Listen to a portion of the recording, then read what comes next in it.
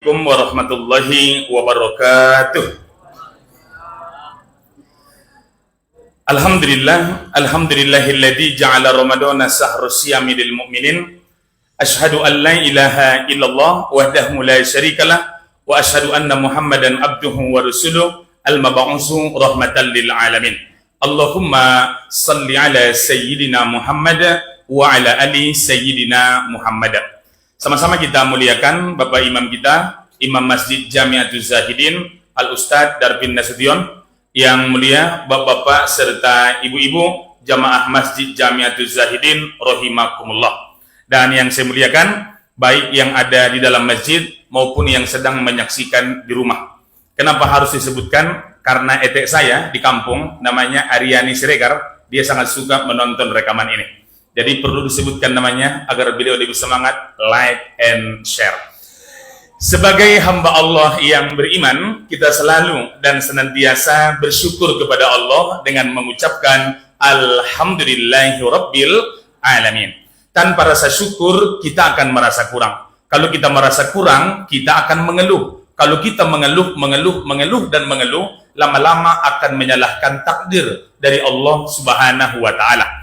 Maka nasihat dari Nabi kepada kita, dan saat itu disebutkan kepada sahabatnya, itu umumnya kepada kita. Wa an anzura ila man asfala minni la anzura ila man fauqi. Pandanglah orang yang di bawahmu, maka hatimu akan bersyukur. Engkau mendongak, melihat, memperhatikan yang di atas, engkau akan merasa kurang. Kalau kita akan merasa kurang, ujung-ujungnya tadi akan mengeluh. Sifat syukur yang membuat hati kita puas. Tanpa rasa syukur, kita akan merasa kurang. Kapan baru puas? Ketika mulut disumbat dengan tanah. Di surat At-Takasur, surah 102, ayat pertama dan ayat kedua.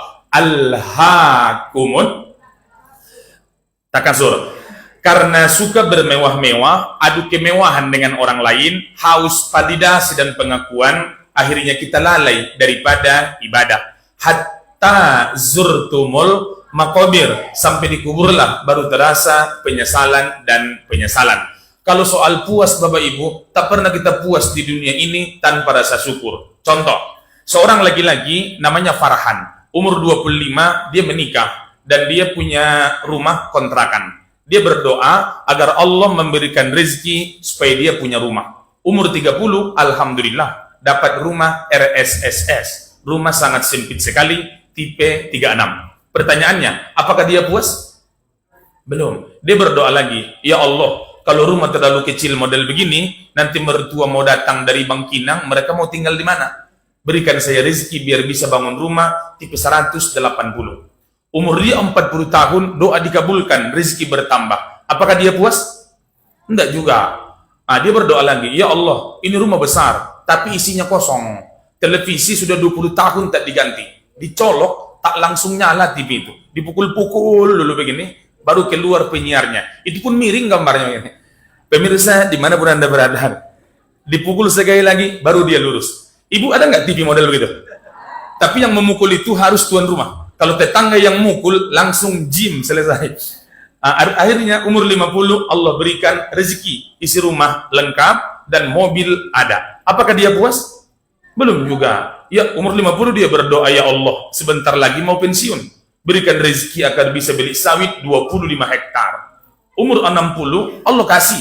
Puas? Belum juga. Dia berdoa lagi, ya Allah, istriku sudah tua, ya Allah. Bukan, sehatkan badannya, istiqomahkan ibadahnya, buatlah keluarga kami sakinah, mawaddah, warahmah di permukaan, di dalam, siapa yang tahu itu? Jadi jamaah yang mulia, selanjutnya selawat dan salam. Sama-sama kita haturkan, Allahumma salli ala sayyidina Muhammad wa ala ali sayyidina Muhammad. Mudah-mudahan kita semuanya dapat syafaah al-uzma dari Nabi sallallahu alaihi wasallam. Amin ya rabbal alamin. Tadi protokol menyampaikan bahwa judul kita obat penyakit hati. Kata kuncinya penyakit hati. Hati bahasa Arabnya kolbun. Kolbun asal katanya kolaba. Kolaba artinya berubah-ubah. Kenapa bahasa Arabnya hati itu kolbu? Karena hati manusia suka berubah-ubah. Hari ini kita benci dengan orang, 2 minggu yang akan datang dia kita sukai. Kenapa? Karena THR dikasihnya. Bisa terjadi kan? Hari ini kita suka dengan orang, mungkin 2 tahun yang akan datang dia yang paling kita benci. Maka pesan Nabi, ahbib habibaka haunan ma. Kalau suka sama orang, sukalah biasa saja. Asa ayyakuna bagidoka yauman ma. Boleh jadi nanti dia yang paling engkau benci di suatu saat. Wa bagidoka yauman ma. Kalau marah sama orang pun, marahlah biasa saja. Asa ayyakuna habibaka yauman ma.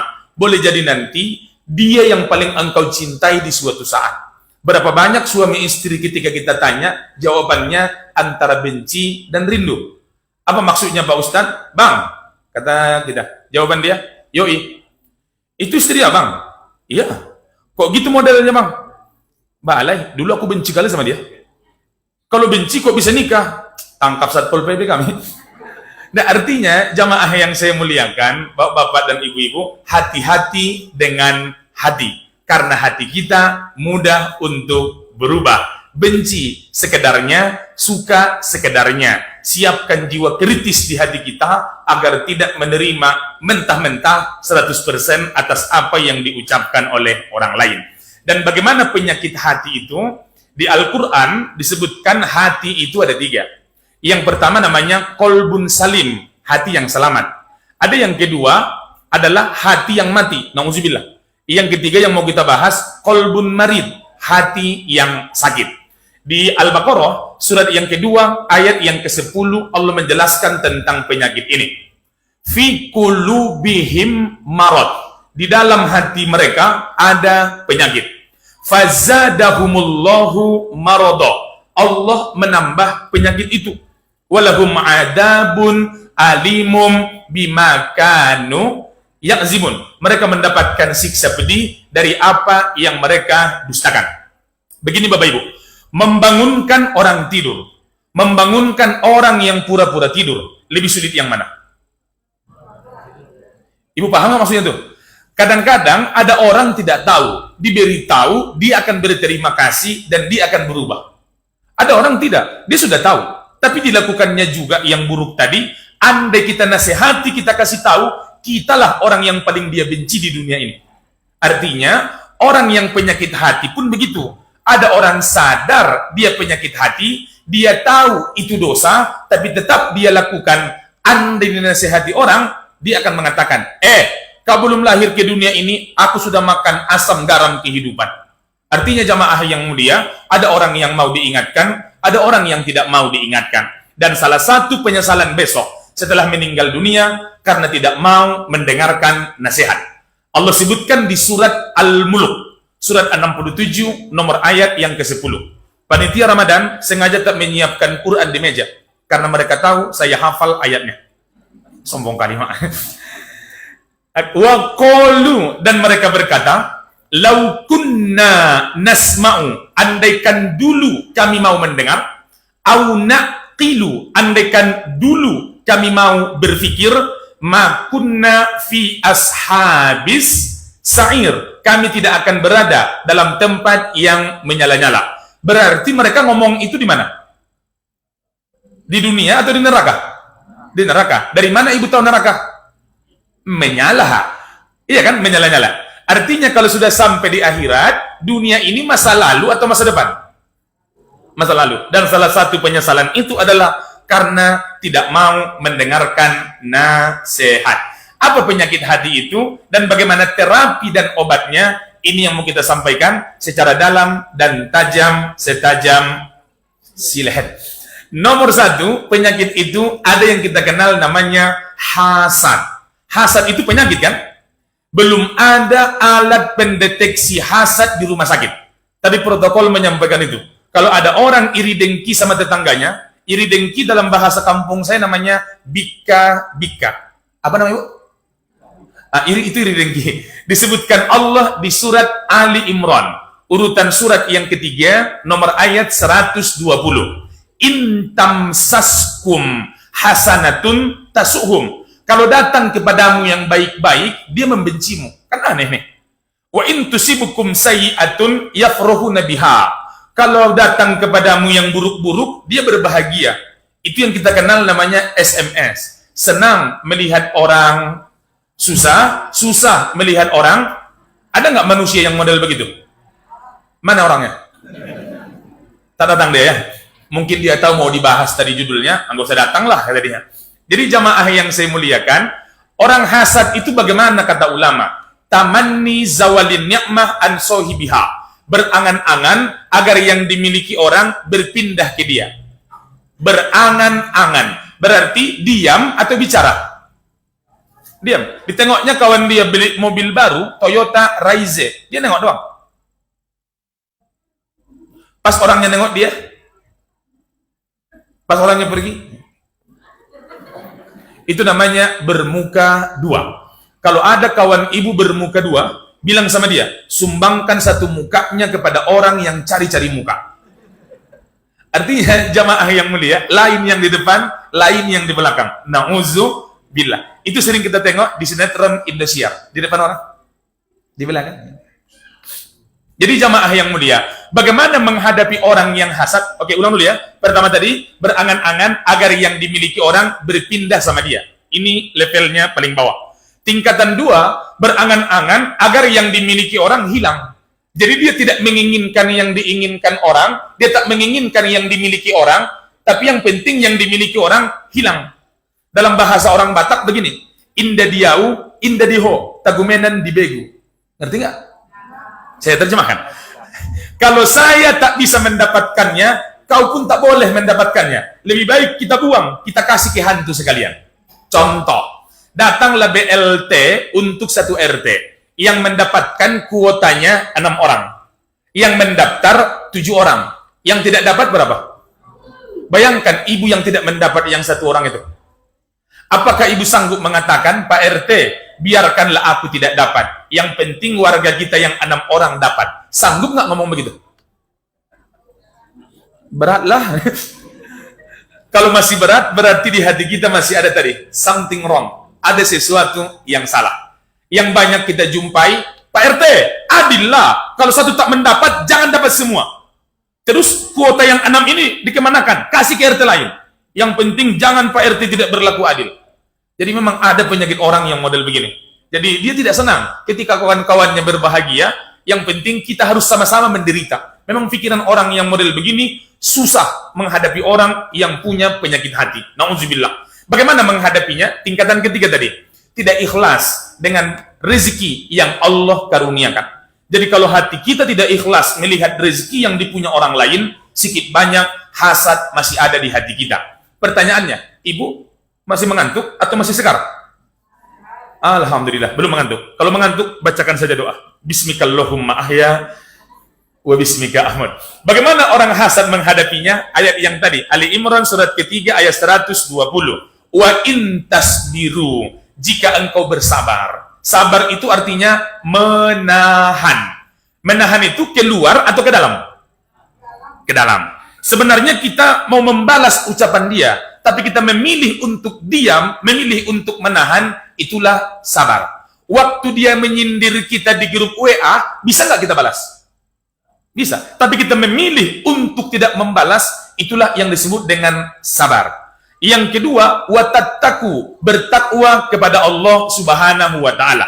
Menghadapi orang hasad, bapak-bapak dan ibu-ibu, pertama, penguasaan ke dalam, menahan. Yang kedua, sandarkan diri kepada Allah Subhanahu wa taala, la yadurrukum kaiduhum syai'a.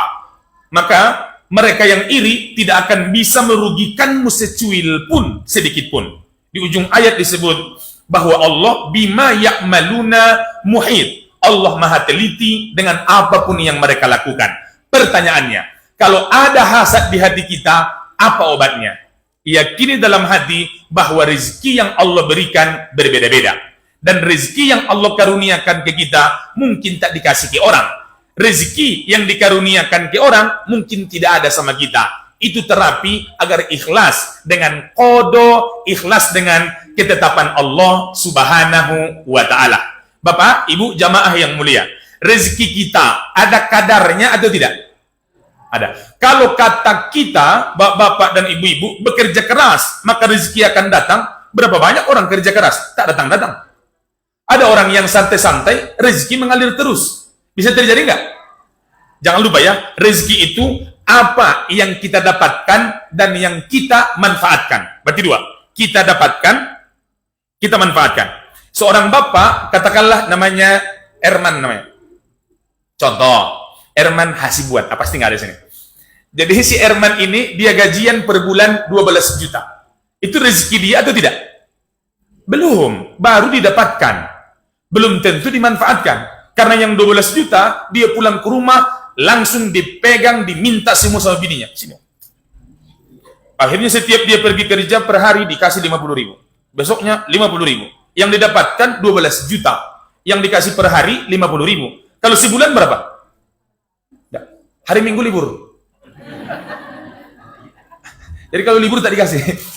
Artinya, kalau kita menengok yang 12 juta tadi, kita akan iri sama dia. Tapi kalau kita tahu faktanya dia dijatah sama bininya yang BCL tadi, bini Cilako, kita akan kasihan melihat dia. Karena tipe istrinya, tipe Israel. Suka menjajah dan menguasai. Padahal di Undang-Undang Dasar dijelaskan, penjajahan di atas dunia ini harus dihapuskan. Karena tidak sesuai dengan pri kemanusiaan.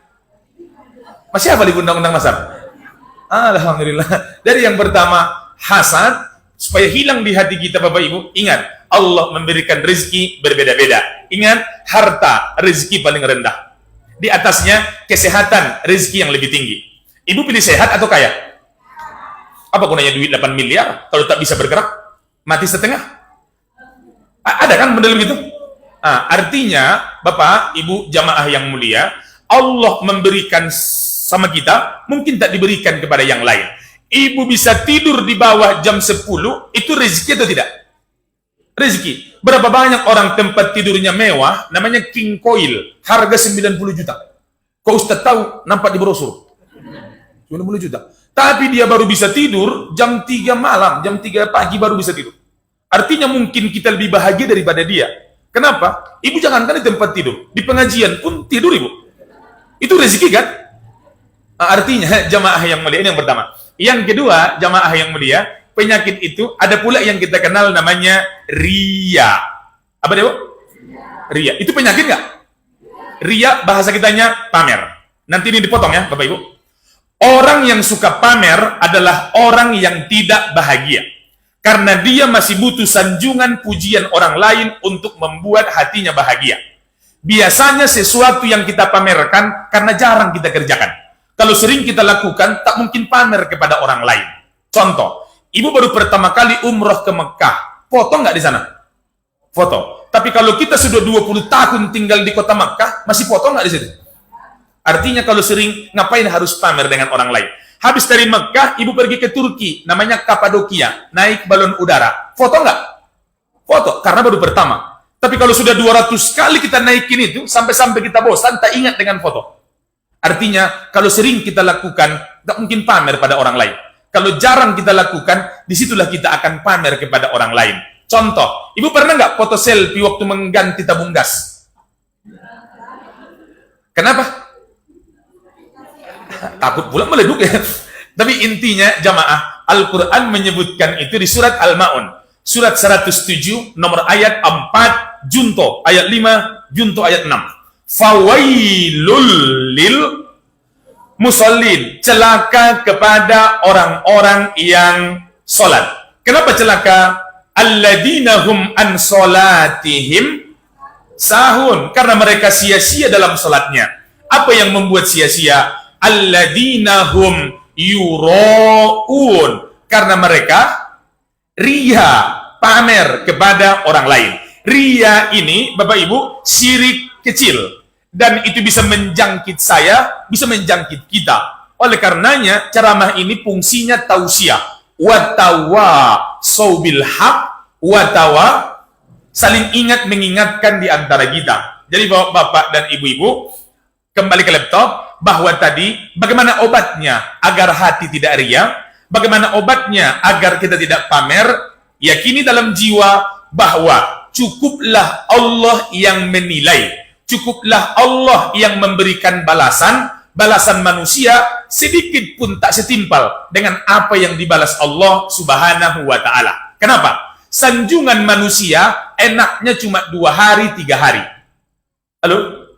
Andaikan kita melakukan salah, semua yang puja-puji itu hilang semuanya. Bisa terjadi nggak? Orang selama ini memuji, bapak itu rajin ke masjid, orangnya sangat soleh, sama istri dia lembut, sama anak bertanggung jawab, dengan tetangga ramah tamah.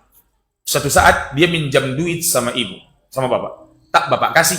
Pujian yang tadi berlanjut atau hilang? Tak menyangka aku seperti itu. Namanya doang rajin ibadah, rupanya sampai lihat karyanya. Sama istrinya lembut, tapi sama tetangga tak ada juga pertolongan sedikit pun. Padahal kita sesama muslim, wa ta'awanu 'alal birri wat taqwa wa la ta'awanu 'alal ismi wal. Dalilnya keluar pula. Artinya orang hanya memuji kita kalau ucapan kita, tindakan kita menyenangkan orang lain. Kalau yang kita lakukan itu tak menyenangkan orang, pujian, sanjungan itu akan hilang. Dari intinya Bapak Ibu, penyakit kedua adalah riya, obatnya adalah keikhlasan. Semua karena Allah Subhanahu wa Ta'ala. Al-An'am surat yang ke-6 ayat 162. Kul, katakanlah, inna solati, sesungguhnya salatku, wa nusuki, seluruh amal ibadahku, wa mahyaya, hidupku, wa mamati, matiku, lillahi, bukan ta'ala, lillahi rabbil, lillahi ta'ala. Salat isya tadi, usalli fardhu isya arba'a raka'atin adaan makmuman. Coba kita ulang yang tadi dulu. Inna solati wa nusuki wa mahyaya wa mamati, semua karena Allah Subhanahu wa Ta'ala. Jadi bapak dan ibu-ibu, bisa nggak kita ukur kalau kita ini riya atau tidak? Bisa. Kalau kita berbeda, waktu sedang sendiri, waktu sedang dilihat orang, kita berbeda, berarti something wrong, ada sesuatu yang salah. Kalau saya disuruh jadi imam, ayat yang saya baca Al-Baqarah 40 ayat, rakaat pertama. Rakaat kedua, Ali Imran 39. Contoh. Tapi ketika sholat sendiri di rumah, inna a'toinakal kausar. Kul huwallahu. Berarti ada yang salah di dalam hati. Halo, Ibu. Sholat zuhur, wajib atau sunnah? Sholat Idul Fitri? Mana lebih bagus mukena Ibu? Kalau pikiran kita mengatakan nanti apa kata orang, berarti saat itu belum ikhlas karena Allah Subhanahu wa Ta'ala. Ini baru 2 penyakit. Udah habis 25 menit. Gimana nih? Oke, penyakit yang ketiga, keempat, kelima, kita sambung waktu besok kuliah zuhur di hari Rabu pekan kedua. Insya Allah. Jadi Bapak, Ibu, jamaah yang mulia, orang tidak masuk neraka gara-gara tifus. Orang tidak masuk neraka gara-gara jantung koroner, tapi orang akan masuk neraka karena riya, orang akan masuk neraka karena hasad, orang akan masuk neraka karena takabur. Maknanya penyakit batin, penyakit hati itu yang membuat orang terhalang daripada ridho Allah, terhalang daripada masuk surga. Padahal yang kita doakan selalu, Allahumma inna nas'aluka ridhoka wal jannah wa na'udzubika min sakhatika. Jadi saya menyampaikan ini Bapak Ibu tidak ada tendensius apa-apa. Ini murni karena mengingatkan di antara kita. Tapi walaupun ceramah ini 25 menit, insya Allah tajam, aktual, dan terpercaya. Terima kasih Bapak Ibu. Mohon maaf segala kehilapan. Assalamualaikum warahmatullahi wabarakatuh.